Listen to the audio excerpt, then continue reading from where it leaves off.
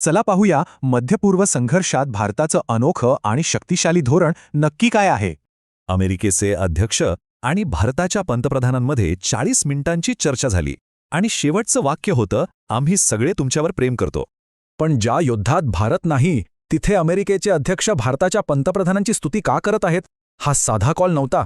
याचं उत्तर आहे भारताच्या गुंतवणुकीत. भारत हा एकमेव देश आहे ज्याची इराण आणि इस्रायल दोन्हीकडे मोठी गुंतवणूक आहे. म्हणजे बघा, इराणच्या चाबहार बंदरावर भारताचं टर्मिनल आहे, तर इस्रायलचं हायफा बंदर तर भारताने विकतच घेतलंय.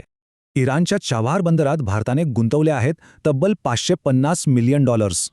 आणि इस्रायलमध्ये हायफा बंदर विकत घेण्यासाठी एका भारतीय कंपनीने $1.2 अब्ज मोजलेत. ज्या दोन देशांमध्ये युद्ध सुरू आहे तिथे थेट आर्थिक गुंतवणूक असलेला भारत हा एकमेव देश आहे.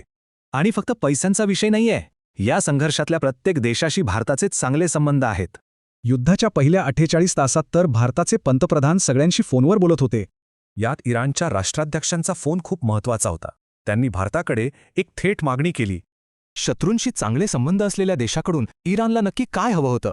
त्यांनी भारताला मध्यस्थी करायला सांगितलं.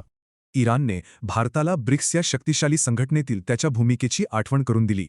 इराणचं म्हणणं होतं की ब्रिक्सचा अध्यक्ष म्हणून भारताने आपली स्वतंत्र भूमिका वापरून हे युद्ध थांबवावं. महत्त्वाचं म्हणजे ब्रिक्स हा असा मंच आहे जिथे बोलण्यासाठी वॉशिंग्टनच्या परवानगीची गरज नसते.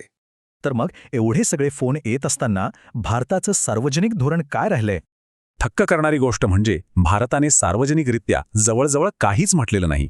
पण पडद्याआड मात्र भारताला जवळजवळ सगळ्यांनीच फोन केला आहे. ही शांतता अपघाताने नाही, हे एक धोरण आहे. राजकारणात शांत राहणारा देशच महत्त्वाचा ठरतो. तटस्थ राहिल्यामुळे भारतासाठी सर्व दरवाजे उघडे आहेत. तो कुणाशीही बोलू शकतो. पण खरंच या धोरणाचा काही फायदा होतोय का? त्याचं उत्तर कदाचित इथे आहे.